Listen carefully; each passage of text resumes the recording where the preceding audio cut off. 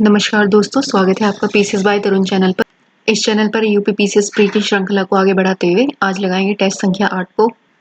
आपको अगर टेस्ट थोड़े भी हेल्पफुल लगे वीडियो को लाइक करें और चैनल को सब्सक्राइब करें। तो चलिए शुरू करते हैं प्रश्न संख्या 1 से।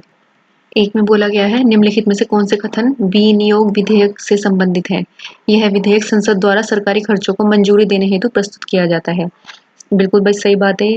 विनियोग विधेयक को लोकसभा और राज्यसभा दोनों में प्रस्तुत किया जाता है? नहीं, ये सिर्फ लोकसभा में प्रस्तुत किया जाता है। पॉइंट गलत हो गया। इस विधेयक में संसद का कोई संशोधन नहीं कर सकता और इसे राष्ट्रपति की स्वीकृति आवश्यक होती है। बिल्कुल सही। भाई विनियोग विधेयक का मतलब क्या होता है? ये होता है जो भी हमारा बजट वगैरह जो भी हमारा संसद में पेश हुआ है, जो पारित हुआ है, उसको एक तरीके से खर्च करने के लिए अनुमति लेना विनियोग विधेयक का।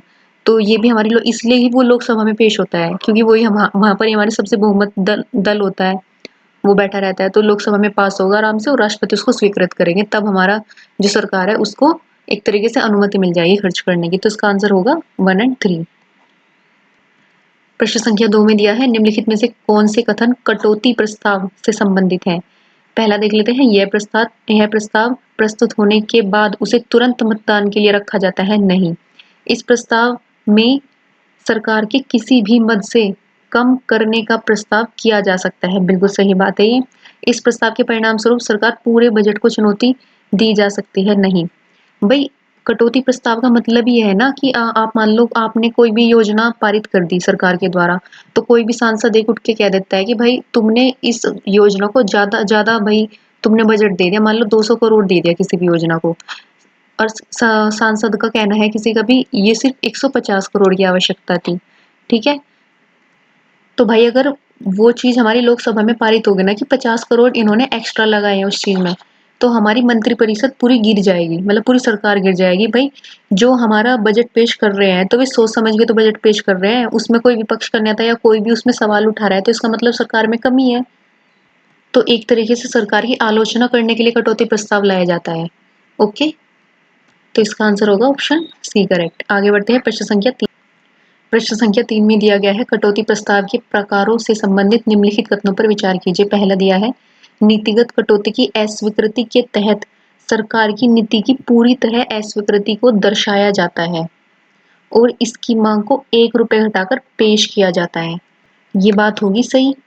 दूसरा पढ़ लेते हैं, आर्थिक कटौती में संसद के सदस्य द्वारा सुझाई गई राशि में केवल एक मामूली राशि की कटौती की जाती है जिससे आर्थिक प्रभाव नहीं होता। नहीं भाई, अगर उसमें तुम 1 रुपया भी घटाओगे तो एक तरीके से विफलता होगी ना हमारी सरकार की, क्योंकि वो तो ऑलरेडी सोच समझ के वो लाए हैं अपना बजट, तो 1 रुपया भी उसमें नहीं घटाया जा सकता। ओके, तो इसमें कोई भी कटौती, कोई भी आर्थिक प्रभाव नहीं होता। तीसरा, टोकन कट में कोई वास्तविक आर्थिक कटौती नहीं होती। बिल्कुल सही, बल्कि यह सरकार की नीति के खिलाफ एक सांकेतिक विरोध है। देखो मैंने बताया था ना आपको ऊपर, तो ये सही हो गया। तो इसमें कटौती प्रस्ताव के बारे में बात की जा रही है। कटौती प्रस्ताव है क्या? तो भाई अगर 1 रुपए में घटा के अगर तुमने पेश कर दिया ना, तो वो अस्वीकृति को दर्शाता है हमारी सरकार की। ओके, दूसरा उसमें नहीं कर सकते थोड़ा भी हेर फेर। तीसरा, टोकन में सांकेतिक विरोध होता है एक तरीके का। ओके, तो इसका हो गया 1 और 3। अब देख लेते हैं, संसद में बजट प्रस्तुत करने के चरण बताने हैं। इसमें सबसे पहले बजट की प्रस्तुति होगी भाई हमारी। ओके, फिर चर्चा होगी उसके ऊपर, फिर हमारी विभागीय समितियां उसकी जांच करेंगी, ये तीसरे नंबर पर आएगा। ओके, फिर इसके बाद हमारी अनुदानों की मांगों पर मतदान होएगा, ये चौथे नंबर पर आएगा। सबसे लास्ट में होगा विनियोग विधेयक का पारित होना, मतलब अनुमति लेना बजट खर्च करने के लिए, तो ये 5वें नंबर पे आएगा। तो क्या आंसर होगा इसका? 1 2 4 3 5, यानी कि ऑप्शन नंबर ए करेक्ट। आगे बढ़ते हैं, प्रश्न संख्या 5 को देख लेते हैं। सूची को सूची 2 से मिलान करना है। अब देख लेते हैं, अतिरिक्त अनुदान में क्या होता है? अनिश्चित सेवाओं के लिए बजट में शामिल नहीं की जा सकने वाली मांगों की पूर्ति के लिए प्रदान किया जाता है अतिरिक्त अनुदान। ओके, अधिक अनुदान होता है अनुमोदित सेवाओं के अतिरिक्त नई सेवा के लिए धन की आवश्यकता होने पर यह अनुदान प्रदान किया जाता है अधिक के लिए। प्रत्यानुदान होता है किसी सेवा, ये वाला, किसी सेवा पर निर्धारित धन से अधिक व्यय होने पर यह अनुदान प्रदान किया जाता है। ओके, आगे बढ़ते हैं। सांकेतिक अनुदान लिखा है, इसमें प्रस्तावित सेवा में नई सेवा के लिए धन की आवश्यकता को सांकेतिक रूप में स्वीकृत किया जाता है। तो डी का 4 हो गया, यानी कि ऑप्शन नंबर बी हो जाएगा इसका। ए का 2, बी का 3, ए का 2, बी का 3, सी का 1 और डी का 4। ओके, आगे बढ़ते हैं। प्रश्न संख्या 6, प्राक्कलन समिति के संदर्भ में कथन बताने हैं। यह समिति केवल लोकसभा के सदस्यों से मिलकर बनी होती है। बिल्कुल सही। इसका मुख्य कार्य सरकार की आय और व्यय का ऑडिट करना होता है। नहीं, ये कार्य होता है हमारा लोक लेखा समिति का। ओके, और हमारी लोक लेखा समिति में कितने सदस्य होते हैं? 22, 15 लोकसभा से और 7 राज्यसभा से। ओके, तो इसका आंसर होगा ओनली 1 करेक्ट। आगे बढ़, साथ में लिखा है लोक लेखा समिति के संदर्भ में कथन बताने हैं। यह समिति नियंत्रक और महालेखा परीक्षक की रिपोर्ट की समीक्षा तैयार करती है। तो भाई बिल्कुल सही बात है। इसका अध्यक्ष हमेशा लोकसभा का सदस्य होता है। नहीं, इसका अध्यक्ष विपक्षी दल का सदस्य भी हो सकता है। ओके, तो इसका होगा ओनली 1। भाई जब विपक्षी दल का कोई उसमें सदस्य इंक्लूड होगा तभी तो सरकार की सही तरीके से आय व्यय की जांच की जा सकती है ना इस समिति द्वारा। आगे बढ़ते हैं। प्रश्न संख्या 8 में दिया है संसदीय समितियों के संदर्भ में कथन बताने हैं। स्थायी समितियां केवल बजट से संबंधित मुद्दों पर चर्चा करती हैं। नहीं भाई, संयुक्त संसदीय समिति का गठन विशेष मुद्दों की जांच के लिए किया जाता है। ये तो सही है भाई। स्थायी समितियां हमारी विधायी जो चीजें हैं उनसे रिलेटेड भी शक्ति होती हैं। ओके, जो नीतियां लागू होती हैं उनके लिए भी एप्लीकेबल की जाती है। तो स्थायी समिति तो इनके लिए होगी, और जो हमारी संयुक्त संसदीय समिति है वो विशेष मुद्दों के लिए होती है गठित। ओके, तो इसका आंसर हो जाएगा ओनली 2, यानी कि ऑप्शन नंबर सी करेक्ट। आगे बढ़ते हैं। सार्वजनिक उपक्रम समिति के संदर्भ में कथन बताने हैं। यह समिति केवल सार्वजनिक क्षेत्र के उपक्रमों के प्रदर्शन, लेखा और कार्यकुशलता की समीक्षा करती है। बिल्कुल सही बात। इसके सदस्यों में लोकसभा राज्यसभा दोनों के सदस्य शामिल होते हैं। ये भी सही बात है, यानी कि ऑप्शन नंबर 1 और 2 बहुत करेक्ट हो जाएगा इसका। तो भाई सार्वजनिक उपक्रम समिति में टोटल कितने सदस्य होते हैं? 22। ठीक है, 15 लोकसभा से और 7 राज्यसभा से। और इसमें हमारे अध्यक्ष कौन होता है? लोकसभा का सदस्य। वैसे ये अनिवार्य नहीं है, इसमें विपक्षी दल का नेता भी हो सकता है। ओके, आगे बढ़ते हैं। प्रश्न संख्या 10 में लिखा है वित्त संबंधी स्थायी समितियों के संदर्भ में निम्नलिखित कथनों पर विचार कीजिए। वित्तीय मामलों की स्थायी समिति लोक लेखा समिति का हिस्सा होती है। नहीं, ये दोनों अलग अलग समितियां होती है। स्थायी समिति अलग, लोक लेखा अलग। ओके, बजट प्रस्तावों की प्रारंभिक जांच का कार्य विभागीय स्थायी समितियां करती हैं। प्रारंभिक कार्य स्थायी समितियां करती हैं, और उसके बाद जो मूल्यांकन करती है वो करती है लोक लेखा समिति। तीसरा दिया है इस समिति में केवल लोकसभा के सदस्य शामिल होते हैं। नहीं भाई, लोकसभा के सदस्य तो ओनली प्राक्कलन समिति में होते हैं।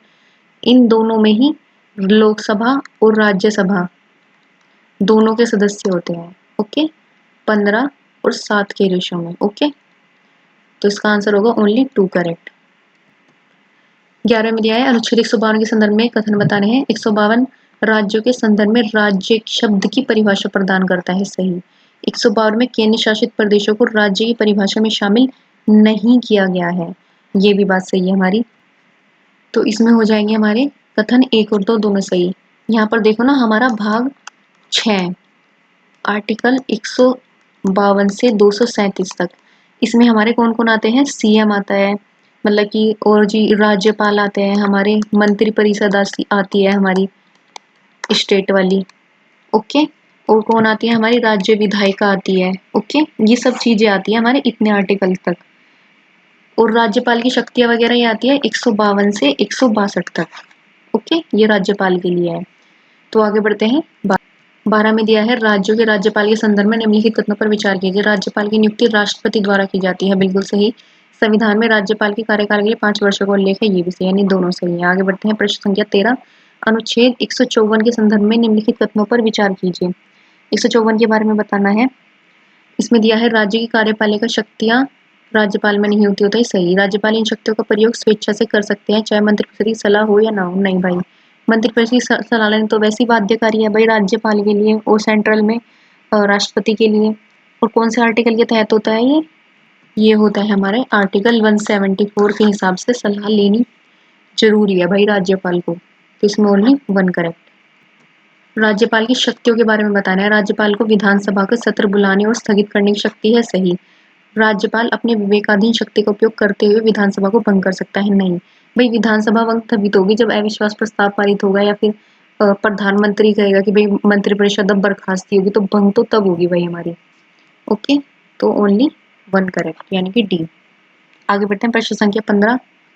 15 में दिया है राज्यपाल की विवेकाधीन शक्तियों के संदर्भ में कथन बताने हैं। राज्यपाल के पास यह शक्ति है कि वे किसी विधेयक को राष्ट्रपति की स्वीकृति के लिए भेज सकते हैं। बिल्कुल सही। राज्यपाल किसी भी समय विधानसभा में विश्वास मत साबित करने की मांग कर सकते हैं। किस कंडीशन में? यदि हमारा कोई बहुमत दल ना हो, मान लो गठबंधन की सरकार है, ओके, तो उसमें विश्वास मत के साबित करने के लिए मांग कर सकते हैं कि भाई देख लो तुम्हारे बीच में कोई आनाकानी तो नहीं हुई, मतलब एक बार और देख लो, यानी कि ऑप्शन नंबर बी करेक्ट। आगे बढ़ते हैं, प्रश्न संख्या 16 में लिखा है निम्नलिखित कथनों में से कौन से राज्यपाल के क्षमादान के अधिकार से संबंधित हैं? तो ये कौन कौन से हो जाएंगे हमारे?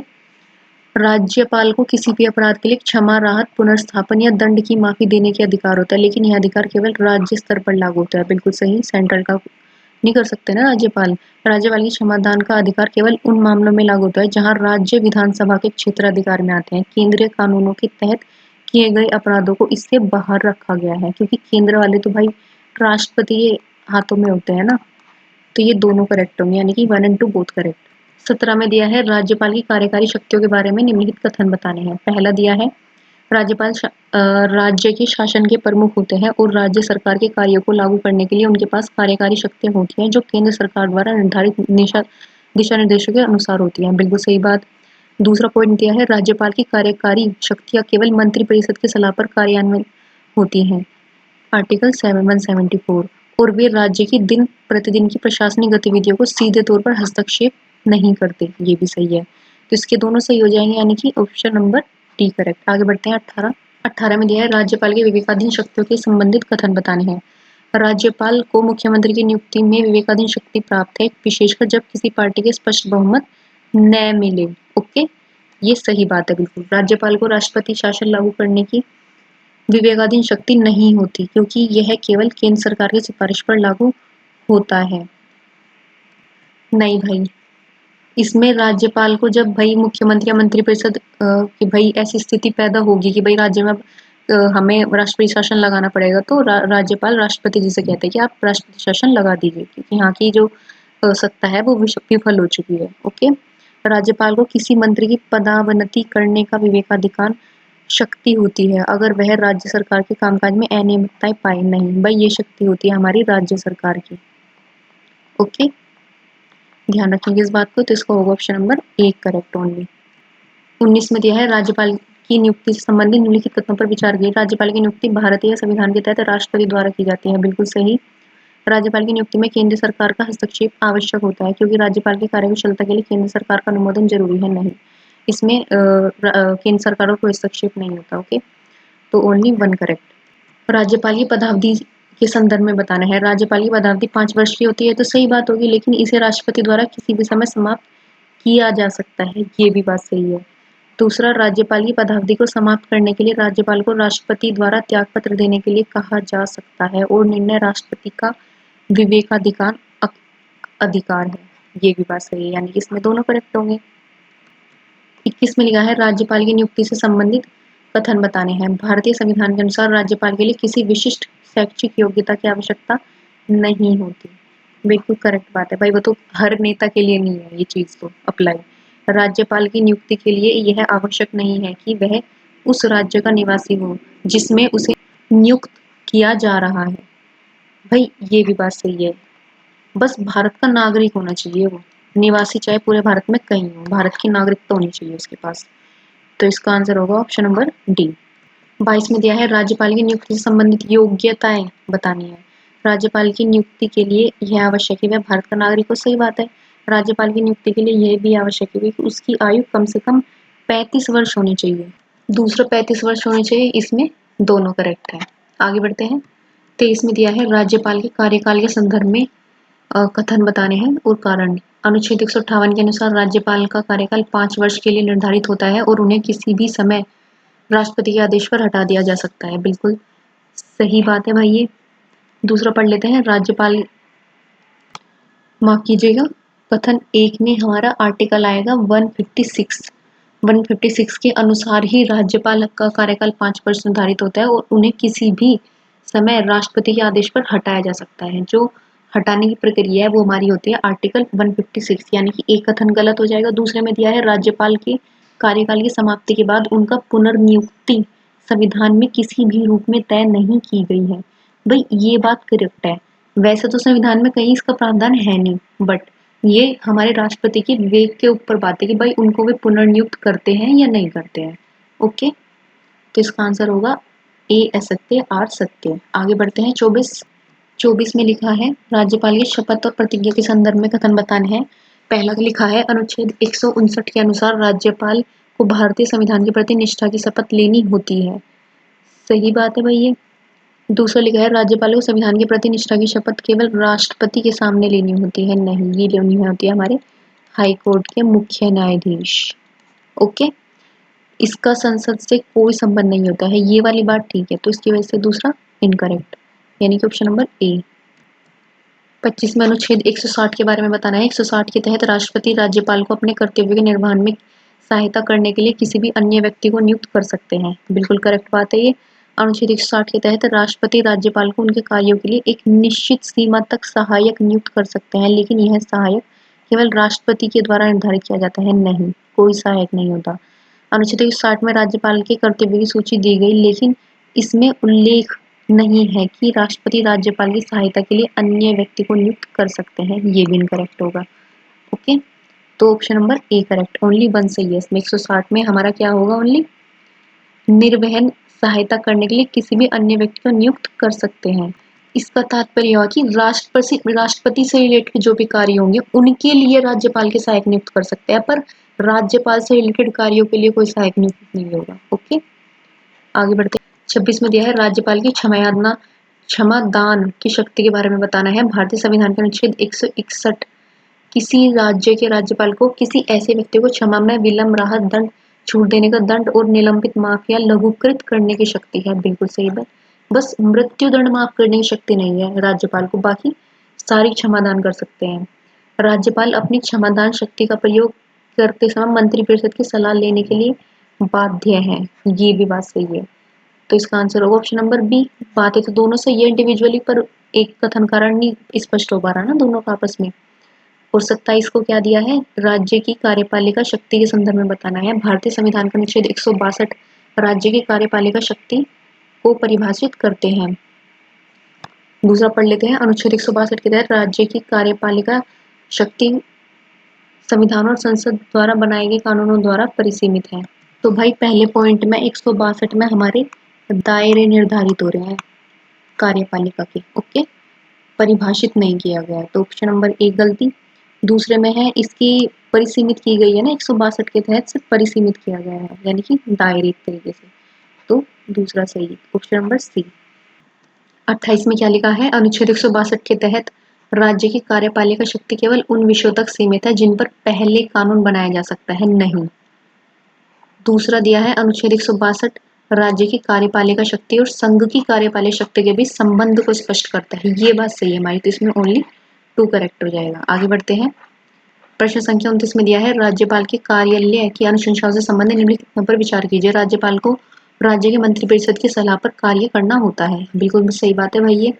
दूसरा दिया है राज्यपाल किसी विधेयक पर अपनी सहमति देने से इनकार कर सकता है। इनकार क्यों करेगा भाई, वो ऑलरेडी बाध्य है।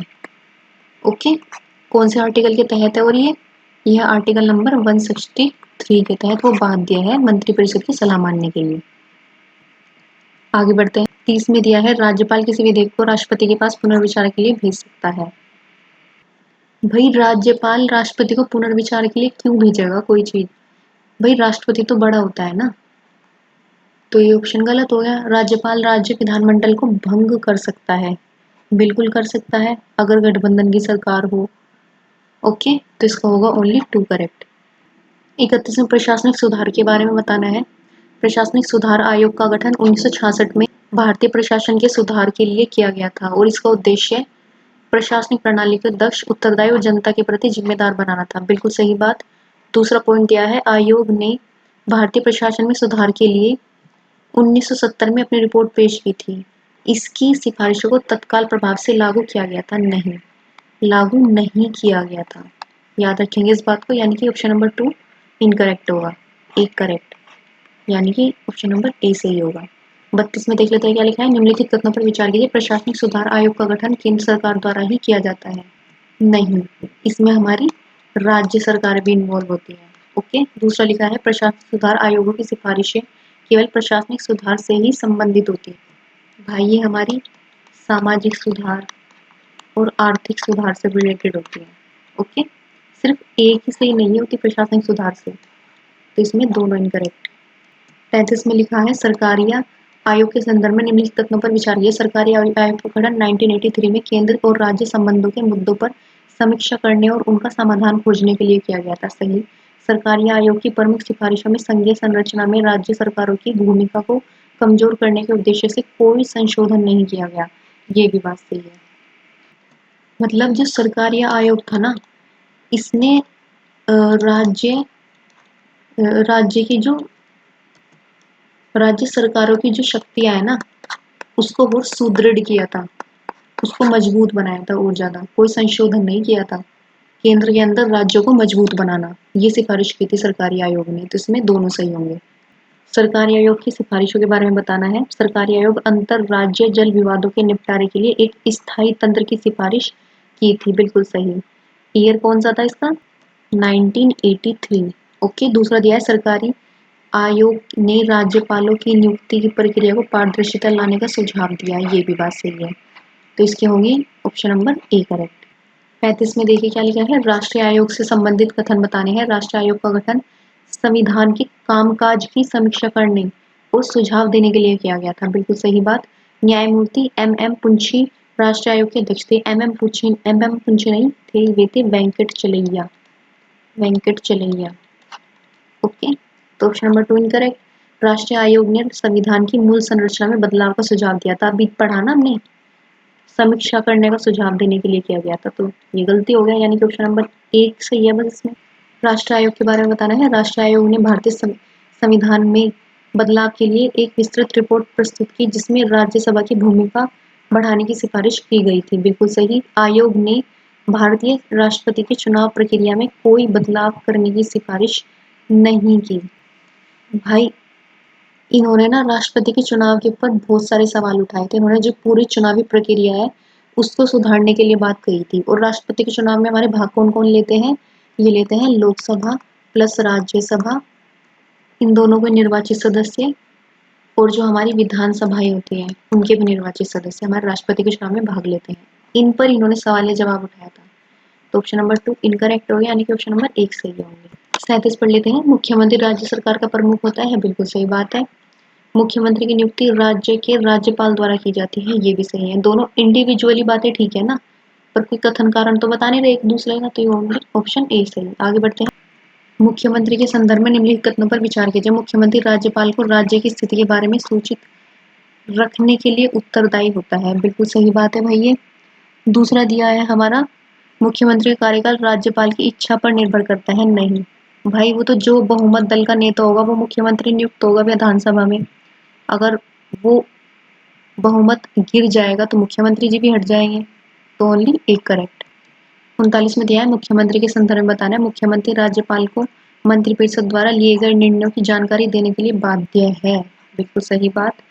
मुख्यमंत्री के पास यह अधिकार है कि वे राज्यपाल को विधानसभा भंग करने की सलाह दे सकते हैं। बिल्कुल सही। तो दोनों इंडिविजुअली तो बात ठीक है, बट कोई किसी का कथन और कारण तो बता नहीं रहे, यानी कि ऑप्शन नंबर सी करेक्ट। पहला किस आर्टिकल के तहत आएगा? हमारा 167 के तहत मंत्रिपरिषद का निर्णय बाध्यकारी होगा राज्यपाल के लिए। और दूसरा सलाह देने का कौन सा आर्टिकल में आएगा? ये हमारा आर्टिकल 174 में सलाह देना, 167 में बाध्यकारी। ओके, राज्यपाल के लिए। राज्यों के मुख्यमंत्री की शक्तियों के बारे में और कार्यों के बारे में बताना है। मुख्यमंत्री राज्य का संवैधानिक प्रमुख होता है। भाई संवैधानिक प्रमुख तो हमारा राज्यपाल होता है ना, ये तो वास्तविक प्रमुख होता है सीएम। मुख्यमंत्री राज्य विधानसभा में बहुमत दल का नेता होता है। सही। मुख्यमंत्री राज्यपाल को किसी व्यक्ति के मंत्री नियुक्त करने की सलाह देता है। ये भी सही, यानी कि 2 और 3। निम्नलिखित में से कौन भारत के राज्य स्तर पर कार्यपालिका में सम्मिलित है? राज्यपाल है, मुख्यमंत्री और मंत्रिपरिषद है, महाधिवक्ता है, ये तीनों है। ओके भाई, विधानमंडल तो हमारा ऑलरेडी एक पूरा विधायी निकाय है ना, इसके अंदर विधानसभा, विधान परिषद और राज्यपाल, तीनों चीज आती है ना। तो हमारी कार्यपालिका तो हमारी ये तीनों हो गई ऊपर वाली, यानी कि 1 2 3। भारतीय संविधान का अनुच्छेद 153 के तहत प्रत्येक राज्य के लिए राज्यपाल का प्रावधान है, बिल्कुल सही। दूसरा दिया है, एक व्यक्ति को 2 या 2 से अधिक राज्यों के राज्यपाल में नियुक्त नहीं किया जा सकता। भाई किया जा सकता है, ओके। तो इसका ओनली 1 करेक्ट। भारतीय संविधान के अनुसार निम्नलिखित में से कौन सी राज्यपाल के पद के लिए पात्रताएं हैं? वह भारत का नागरिक हो, सही बात। कम से कम 30 वर्ष हो, नहीं भाई 35 वर्ष। तो ये गलत हो गया, लाभ के पद धारण न हो, ये भी सही, यानी कि 1 और 3 करेक्ट। किसी राज्य के राज्यपाल कुछ विशिष्ट परिस्थितियों में अध्यादेशों को प्रख्यापित कर सकता है, बिल्कुल सही। अध्यादेश किसके तहत होता है? 213 राज्यपाल का। भारतीय संविधान का अनुच्छेद 161 राज्यपाल को अध्यादेश जारी करने की शक्ति प्रदान करता है, भाई 213 के तहत। ये गलती हो गई, यानी कि ऑप्शन नंबर डी। राज्यपाल के बारे में बताना है, वह राष्ट्रपति के प्रसाद पर्यंत पद धारण करता है, ओके। 153 हमारा राज्यपाल। वह संबंधित राज्य के मुख्यमंत्री को संबोधित अपने हस्ताक्षर सहित लेख द्वारा अपना पद त्याग कर सकता है, नहीं। अपना पद त्याग करेगा राज्यपाल किसको? राष्ट्रपति को, ओके। वह अपने पद की हो जाने पर भी तब तक पद धारण करता रहेगा जब तक उसका उत्तराधिकारी पद ग्रहण नहीं कर लेता, ये बात सही है। तो इसको होगा ऑप्शन नंबर बी करेक्ट। किसी राज्य की मंत्रिपरिषद के संदर्भ में निम्नलिखित कथनों पर विचार कीजिए। पहला कथन देखते हैं क्या लिखा है, मंत्री राज्यपाल के परिषद पर्यंत अपने पद धारण करते हैं, बिल्कुल सही। मुख्यमंत्री सहित मंत्रियों की कुल संख्या उस राज्य की विधानसभा के सदस्यों की कुल संख्या के 15%। याद है आपको कौन सा संशोधन था? वो 91वां संविधान संशोधन 2003 के द्वारा, ओके, सेंट्रल में भी। तो ये गलत हो गया, तो ऑप्शन नंबर ए करेक्ट। आगे बढ़ते हैं। 47 में लिखा है, किसी राज्य के राज्यपाल अपने पद पर रहते हुए अपने द्वारा किए गए कार्यों के लिए किसी भी न्यायिक अभियोग के उत्तरदायी नहीं है, बिल्कुल सही बात। राज्यपाल के व्यक्तिगत कार्यों के लिए उनके पद धारण के दौरान उनके विरुद्ध सिविल मुकदमा नहीं चलाया जा सकता, भाई गलत। सिविल मुकदमा तो चलाया जा सकता है, बट फौजदारी वाला नहीं चलाया जा सकता, आपराधिक मतलब आपराधिक वाला। सिविल वाला चला सकता है, फौजदारी मतलब मारपीट और मतलब जितने भी हिंसा वाले होते हैं ज्यादा, और सिविल वाले होंगे जैसे जमीनी विवाद हो गए, इस टाइप के जो विवाद होते हैं, ओके। Option number D. 48 में दिया है, कथन सत्य बताने हैं। किसी राज्य का राज्यपाल राष्ट्रपति के ही समान कार्यकारी, विधायी, वित्तीय और न्यायिक शक्तियों से संपन्न होता है, बिल्कुल सही बात भाई। सेम ही होते हैं ना राज्यपाल और राष्ट्रपति काफी हद तक। राज्यपाल के पास राष्ट्रपति की तरह कूटनीतिक, सैन्य और आपातकालीन शक्तियां नहीं होती। यहाँ पर डिफरेंट होता है, क्योंकि जो हमारा सैनिक प्रमुख होते हैं, वो होते हैं हमारे राष्ट्रपति केंद्रीय स्तर पर, और सारी सेनाएं तो हमारी केंद्र की है, कोई स्टेट की तो कोई अलग से सेना है नहीं भाई। तो दूसरा गलत हो गया, ऑप्शन नंबर ए सही है ओनली। राज्यपाल के संदर्भ में कथन बताने हैं। पहला कथन पढ़ लेते हैं, वह उच्च न्यायालय के न्यायाधीशों की नियुक्ति के विषय में राष्ट्रपति से को परामर्श देता है, बिल्कुल सही बात भाई। अगर स्टेट का कोई न्यायाधीश नियुक्त होगा कोई भी हाई कोर्ट में, तो जो हमारा मतलब राज्य का जो प्रमुख है राज्यपाल, उसकी तो सलाह लेगा ही ना राष्ट्रपति, क्योंकि राष्ट्रपति ही नियुक्त करता है हाई कोर्ट के न्यायाधीशों को। वह राज्य में संवैधानिक तंत्र के विफल हो जाने पर अनुच्छेद 356 के अंतर्गत राष्ट्रपति शासन की अनुशंसा करता है, किससे? राष्ट्रपति से, ओके। तो इसमें दोनों कथन सही है। 50 में लिखा है, राज्यपाल की अध्यादेश जारी करने की शक्ति एक महत्वपूर्ण कार्यकारी शक्ति है। भाई ये हमारी कार्यकारी नहीं, ये हमारी विधायी शक्ति है अध्यादेश जारी करने की, आर्टिकल 213 के तहत। ऑप्शन नंबर ए गलत। वह विधेयक जो राष्ट्रपति के लिए आरक्षित रखने योग्य हो के संदर्भ में राज्यपाल राष्ट्रपति की पूर्वानुमति के बिना अध्यादेश जारी नहीं कर सकता, बिल्कुल सही बात है, यानी कि ऑप्शन नंबर सी करेक्ट। आगे बढ़ते हैं। प्रश्न संख्या 51 को पढ़ लेते हैं। निम्नलिखित कथनों पर विचार करने हैं, कितने कथन सत्य है ये बताना है, ओके। पहला पढ़ लेते हैं, भारतीय संविधान के अनुच्छेद 202 राज्य के वार्षिक वित्तीय विवरण से संबंधित है। ठीक है, राज्य का 202 में हो जाएगा, और केंद्र का किस में था हमारा? 112 में। और वित्तीय वर्ष होता कब से कब तक है हमारा? ये होता है 1 अप्रैल से 31 मार्च अगले साल। पूरा 1 वर्ष का वित्तीय वर्ष होता है हमारा, ओके। तो दूसरा पॉइंट है, राज्यपाल की पूर्व सहमति के बिना धन विधेयकों को राज्य विधानसभा में प्रस्तुत नहीं किया जा सकता। भाई जो भी धन विधेयक आएगा वो विधानसभा में ही आएगा और राज्यपाल की पूर्व सहमति से ही आएगा। ओके। राज्यपाल नियंत्रक और महालेखा परीक्षक की रिपोर्ट राज्य विधानसभा के पटल पर रखवाता है। भाई सही है। महालेखा परीक्षक ही बताता है ना जो सरकार के आय व्यय कहाँ पे मतलब खर्च कर रही है, कहाँ से लेन देन कर रही है, वो पूरा ब्यौरा हमारा लेखा परीक्षक देता है। किसी अप्रत्याशित व्यय के वहन के लिए राज्यपाल राज्य के आकस्मिक निधि से अग्रिम धनराशि ले सकता है। बिल्कुल सही। यानी कि इसमें चारों कथन सही है। 52 में दिया है कथन और कारण बताने हैं। भारतीय संविधान के अनुसार राज्यपाल की क्षमा दान शक्ति राष्ट्रपति की तुलना में बिल्कुल सही बात है भाई, ये सीमित ही है क्योंकि राष्ट्रपति तो मृत्यु दंड को भी माफ कर सकता है पर हमारा राज्यपाल मृत्यु दंड को माफ नहीं कर सकता है। राज्यपाल मृत्युदंड को आजीवन कारावास में बदल सकता है किंतु राष्ट्रपति की तरह क्षमादान पूर्ण माफ नहीं कर सकता। अब बताया आपको, तो ये भी सही है, यानी कि दोनों कथन सही है और स्पष्टीकरण भी। 53 में राज्यपाल किसी विधेयक को राष्ट्रपति के विचार हेतु सुरक्षित रख सकता है यदि विधेयक संविधान के उपबंधों के विरुद्ध हो। बिल्कुल सही बात।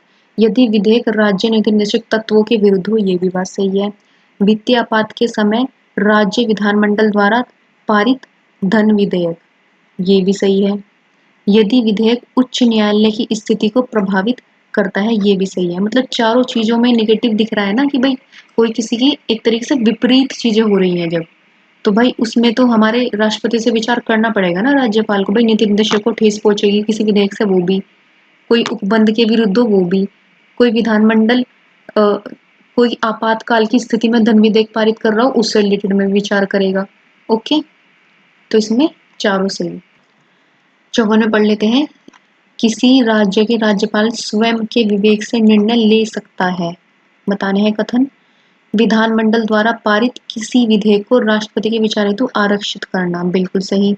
किसी मंत्री द्वारा लिए गए निर्णय को मंत्रिपरिषद के समक्ष विचार हेतु रखने को कहना, ये भी सही है। किसी मुख्यमंत्री सहित किसी मंत्री के विरुद्ध भ्रष्टाचार आदि आरोपों के आधार पर मुकदमा दायर करने का आदेश देना, ये भी सही है। इसमें एक और चीज ऐड कर लेंगे आर्टिकल 200 के तहत, ये वाला है आर्टिकल 200 के तहत। ओके, ध्यान रखेंगे विधानमंडल द्वारा पारित किसी विधेयक को राष्ट्रपति के विचार हेतु आरक्षित कर सकता है आर्टिकल 200 के तहत, ये इंपोर्टेंट भी है। ओके, तो इसमें तीनों कथन सही है, 1 2 3। 55 में दिया है पुंछ आयोग के संदर्भ में कथन और विचार करने हैं। पुंछ आयोग कब आया था भाई हमारा? 2007 में। ओके, इसने राज्य विधानमंडल द्वारा राज्यपाल पर महाभियोग चलाने का प्रावधान का समर्थन किया है। बिल्कुल सही। इसने सुझाव दिया था कि राज्यपाल का चुनाव राज्य विधानमंडल द्वारा किया जाना चाहिए। नहीं भाई, इस आयोग ने कहा था कि जो हमारे राज्यपाल का चुनाव है वो पीएम करेगा, एक गृह मंत्री करेगा और उपराष्ट्रपति और लोकसभा का अध्यक्ष करेगा। ये सब लोग मिलकर, और एक संबंधित राज्य का सीएम, ये 5 लोग मिलकर हमारे किसी राज्यपाल की नियुक्ति करेंगे, ये पूज्य आयोग ने कहा था। और बट जो एक हमारा था सरकारी आयोग, मैंने आपको ऊपर भी पढ़ाया था ना सरकारी आयोग, ये कब आया था हमारा? 1983 में सरकारी आयोग। इन्होंने बोला था कि भाई राज्यपाल की नियुक्ति एक तो भारत के उपराष्ट्रपति, पीएम और लोकसभा के अध्यक्ष, ये तीनों लोग मिलकर करेंगे। ओके, इन्होंने 3 लोगों का नाम लिया, इन्होंने 5 लोगों के लिए बोल दिया। ओके, तो ये पुंछ आयोग के हिसाब से, ये सरकारी आयोग के हिसाब से 1983 में, और पुंछ आयोग 2007 में। तो इसका आंसर होगा ओनली 1 करेक्ट। 56 में दिया है एक व्यक्ति जो राज्य विधानमंडल का सदस्य नहीं है उसे 6 महीने के लिए मुख्यमंत्री के रूप में नियुक्त किया जा सकता है। जी हाँ, उसके बाद उसको सदस्यता लेनी पड़ती है, वरना मुख्यमंत्री हटा दिया जाता है। विधान परिषद के सदस्य को मुख्यमंत्री नहीं बनाया जा सकता। भाई बनाया जा सकता है, वो सेंट्रल वाला रूल है। लोकसभा राज्यसभा किसी का भी सदस्य हो उसको पीएम बनाया जा सकता है। ऐसे यहाँ पे विधानसभा का हो या विधान परिषद का, दोनों को बनाया जा सकता है सीएम। तो यानी इसमें सही होगा ऑप्शन नंबर 1 सही। सी में मुख्यमंत्री के बारे में बताना है। वह राज्यपाल के प्रसाद पर्यंत पद धारण करता है। सही। मुख्यमंत्री की सेवानिवृत्त आयु सीमा 75। भाई सेवानिवृत्त की तो कुछ बात ही नहीं है ना, जब तक जी जाए, जब तक बहुमत मिलता रहेगा तब तक मुख्यमंत्री बने रहेंगे। यानी कि ऑप्शन नंबर सी करेक्ट। 58 में दिया है राज्यपाल केवल उन्हीं व्यक्ति को मंत्री के रूप में नियुक्त करता है जिनकी सिफारिश मुख्यमंत्री द्वारा की जाती है। बिल्कुल सही। मुख्यमंत्री पद से इस्तीफा देकर मंत्रिपरिषद का विघटन कर सकता है, ये भी सही है। तो यानी कि बोथ करेक्ट। मुख्यमंत्री के संदर्भ में बताना है, वह राज्य योजना बोर्ड का अध्यक्ष होता है। बिल्कुल सही। वह संबंधित क्षेत्रीय परिषद के क्रमवार अध्यक्ष के रूप में कार्य करता है। नहीं भी, क्षेत्रीय परिषद का क्यों करेगा? जो राज्य से रिलेटेड जितने भी बोर्ड्स होंगे या फिर समिति होंगी उन्हीं का ही तो अध्यक्ष होगा ना। वह अंतरराज्य परिषद या नीति आयोग का सदस्य होता है। बिल्कुल सही। तो भाई दूसरे वाले पॉइंट में जो क्षेत्रीय परिषद के क्रमवार अध्यक्ष बोला गया है ना, इसका अध्यक्ष जो होता है वो होता है गृह मंत्री हमारे। ओके। और जो हमारा सीएम होता है वो इसका उपाध्यक्ष होता है। क्षेत्रीय परिषद मतलब स्टेट वाली, तो उसका जो गृह मंत्री हो गए उसके अध्यक्ष और उपाध्यक्ष हो गए सीएम। ये बात ध्यान रखियो। ओके। तो इसका आंसर हो जाएगा 1 और 3। 60 में दिया है, यदि किसी राज्य के द्विसदनीय विधानमंडल में राज्य मंत्रिपरिषद का एक मंत्री किसी भी सदन की कार्यवाही में भाग ले सकता है। सही बात है। किसी भी सदन में मतदान कर सकता है? नहीं भाई, मतदान वो उसी सदन में करेगा जिस सदन का वो सदस्य होगा, भले कार्यवाही वो किसी भी सदन में भाग ले सके। यानी कि ऑप्शन नंबर ए करेक्ट। 61 में देख लेते हैं क्या लिखा है। कथन और कारण बताने हैं। कथन एक पढ़ लेते हैं, किसी राज्य की मंत्रिपरिषद को सामूहिक उत्तरदायित्व संबंधित राज्य की विधानसभा के प्रति होता है। बिल्कुल सही। मंत्रिपरिषद जैसे कि केंद्र में जो हमारी मंत्रिपरिषद की थी वो लोकसभा के प्रति उत्तरदायी थी ना। किसी राज्य की मंत्रिपरिषद का व्यक्तिगत उत्तरदायित्व संबंधित राज्य के राज्यपाल के प्रति होता है। बिल्कुल सही। केंद्र में हमारे व्यक्तिगत दायित्व था राष्ट्रपति के प्रति। तो इसमें दोनों सही है, बट स्पष्टीकरण नहीं है ना एक दूसरे के। 62 में देख लेते। 62 में दिया है, 91वें संविधान संशोधन 2003 के अनुसार राज्य में मंत्रिपरिषद के सदस्यों की संख्या न्यूनतम निर्धारित संख्या कितनी है? भाई ये है हमारी 12 न्यूनतम, और मैक्सिमम 15% से ज्यादा नहीं होनी चाहिए। ओके, आगे बढ़ते हैं। 63 में दिया है, राज्य की मंत्रिपरिषद के बारे में बताने हैं। मंत्रिपरिषद ही राज्य की वास्तविक कार्यपालिका शक्तियों का प्रयोग करती है। राज्यपाल शासन के उच्च पदों पर नियुक्ति मंत्रिपरिषद की सिफारिश पर ही करता है। ये भी सही है भाई। भाई जो हमारी प्रशासनिक और कार्यपालिका जितनी भी वास्तविक शक्ति है वो हमारी मंत्रिपरिषद ही तो प्रयोग करती है ना। बस एक तरीके से करवाया राज्यपाल द्वारा जाता है। तो इसके दोनों सही होंगे। प्रश्न संख्या 64 में दिया है, महाधिवक्ता के संदर्भ में कथन बताने हैं। पहला कथन पढ़ लेते हैं। वह राज्य के सर्वोच्च कानून अधिकारी होता है। जी सही। और महाधिवक्ता आते किस में? हमारे 165 में। वह भारत के राष्ट्रपति के प्रसाद पर्यंत पद धारण करता है। राष्ट्रपति के नहीं, राज्यपाल के। ओके। वह उच्च न्यायालय का न्यायाधीश नियुक्त होने की अर्हता धारण करता है। ये बात सही है। उसके वेतन और भत्ते निर्धारण संबंधित राज्य के विधानमंडल नहीं, राज्यपाल निर्धारित करते हैं। ओके, तो ये भी गलत हो जाएगा। और हमारे महाधिवक्ता आर्टिकल 177 के तहत दोनों सदनों में कार्यवाहियों में भाग ले सकते हैं पर मतदान नहीं कर सकते। ओके, तो इसमें हो जाएंगे 2 कथन सही। कौन कौन सा है? 1 और 3 सही है इसमें। 65 में देख लेते हैं, यहाँ लिखा है भारतीय संविधान के भाग और विषय बताने हैं। 5 में हमारा संघ से रिलेटेड है, सही। 6 में राज्य है, ये भी सही है। और 7 में हमारे केंद्र शासित प्रदेश। भाई 7 में केंद्र शासित प्रदेश नहीं है, इसमें हमारे पहली अनुसूची में भाग 6 में जितने भी राज्य थे उन सब से रिलेटेड जो हमारे प्रावधान थे वे थे जो अब निरस्त कर दिए गए हैं। कौन से संविधान संशोधन द्वारा? 7वां संविधान संशोधन 1956 द्वारा। उसमें थे हमारे त्रावणकोर, मैसूर, हैदराबाद, जम्मू कश्मीर, ये अलग अलग रियासतें थी। ठीक है। और उस टाइम पर 1956 में हमारा पुनर्गठन अधिनियम भी आना था। तो उस जब पुनर्गठन अधिनियम आएगा तो इनके जो स्पेशल हमारी चीजें थी इन राज्यों की तो वो पहले निरस्त की गई, उसके बाद पुनर्गठन कर कर उनको इंडिया में शामिल किया गया था ना। पुनर्गठन उनका हुआ ही भाषा के आधार पर था, उनका सबका अलग अलग। तो 3 इनकरेक्ट हो गया, तो इसका आंसर हो गया ओनली 1 और 2। 66 में दिया है, भारतीय संविधान के अनुच्छेद 168 राज्य विधायिका से संबंधित है। बिल्कुल सही बात। वर्तमान में भारत में 8 राज्यों में द्विसदनीय विधानमंडल है। क्या सही बात है भाई? ये भाई ये है हमारे 6 राज्यों में। इसकी ट्रिक है माँ तू भी कर। ओके, 6 कौन कौन से हो गए? एम से महाराष्ट्र, टी से तेलंगाना, यू से उत्तर प्रदेश, बी से बिहार, 4 हो गए ना, और जी कैसे कर्नाटका, और ए से आंध्र प्रदेश हो गए ना। 1 2 3 4 5 6 माँ तू भी कर। ओके, तो 6 राज्य हो गए जिसमें द्विसदनीय विधानमंडल है, तो दूसरा इनकरेक्ट हो, यानी कि ऑप्शन नंबर डी करेक्ट। ये ट्रिक देख सकते हैं आप साइड में। आगे बढ़ते हैं प्रश्न संख्या 67 की तरफ। 67 में दिया है, भारत में निम्नलिखित में से किन राज्यों में द्विसदनीय विधायिका है? बिहार में भी है, आंध्र प्रदेश, महाराष्ट्र और कर्नाटक। माँ तू भी कर। ओके, देख लेना आप ऊपर ट्रिक। अब देख लेते हैं 1 2 3 4, यानी ऑप्शन नंबर बी। 68 में देख लेते हैं, विधानसभा के संदर्भ में निम्नलिखित कथनों पर विचार कीजिए। इस सदन के सदस्यों के चुनाव जनता द्वारा प्रत्यक्ष रूप से होता है। बिल्कुल सही। विधानसभा जैसे हमारी सेंट्रल की लोकसभा। ओके, इसमें सदस्यों की अधिकतम संख्या और न्यूनतम संख्या 500 अधिकतम, न्यूनतम 60। ओके, तो दूसरा इनकरेक्ट, यानी कि ऑप्शन नंबर ए सही।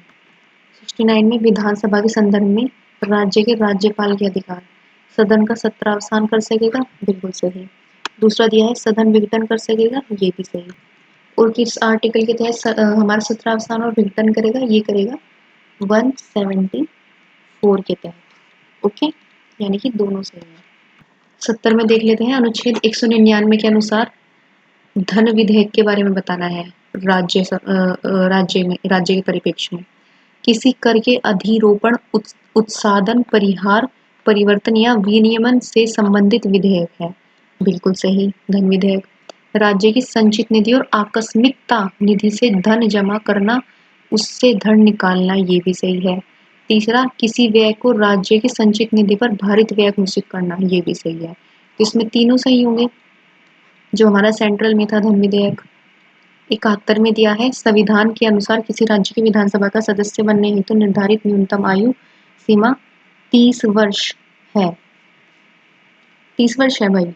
नहीं, ये है हमारी 25 वर्ष। ओके, विधानसभा का सदस्य बनने हेतु जन्म से भारत का नागरिक होना अनिवार्य है। दूसरा भी इनकरेक्ट हो जाएगा, जन्म से नागरिक होना हो, बट भारत का नागरिक होना चाहिए। भारत के नागरिकता की योग्यता होनी चाहिए उसके अंदर। ओके, और हमारी विधानसभाओं में सदस्यों की योग्यता कौन से आर्टिकल के तहत आती है? ये आती है हमारी आर्टिकल 73। विधानसभा में सदस्यों की योग्यता। ओके, विधानसभा योग्यता। आगे बढ़ते हैं, तो इसमें होंगे नए 1 और नए ही 2। विधानसभा के बारे में बताना है। भारतीय संविधान के अनुच्छेद 172 के अंतर्गत इसका कार्यकाल 5 वर्ष होता है। सही। संसद द्वारा आपातकाल में इसका कार्यकाल एक बार में 6 माह तक बढ़ाया जा सकता है। नहीं भाई, वही सेंट्रल वाला हिसाब है, वहां भी 1 वर्ष तक बढ़ाई जा सकती थी, और यहाँ भी। और जब आपातकाल खुल जाएगा उसके बाद 6 माह तक रह सकती है सिर्फ। ओके, इसका होगा ओनली ए करेक्ट। तो भाई 73 में लिखा है, संविधान का अनुच्छेद 171 किसी राज्य की विधान परिषद में उत्साधन और सृजन का प्रावधान करता है। ये करता है हमारा 169। और जो हमारी राज्य के विधानमंडल है वे किसमें आते हैं? हमारे 168 से 212 तक। ओके, इस प्रकार हमारा पहला ऑप्शन गलत हो जाएगा। विधान परिषद के निर्माण और समाप्ति के संदर्भ में अंतिम निर्णय लेने का अधिकार संसद के पास होता है।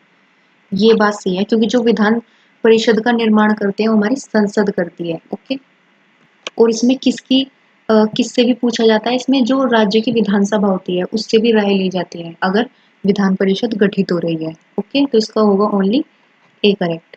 74 में दिया है, विधान परिषद के संदर्भ में निम्नलिखित कथनों पर विचार कीजिए। इसके सब कुछ सदस्यों का निर्वाचन प्रत्यक्ष चुनावों द्वारा होता है। नहीं भाई, अप्रत्यक्ष होता है, और उसमें बहुत लोग पार्टिसिपेट करते हैं अलग अलग जगह से।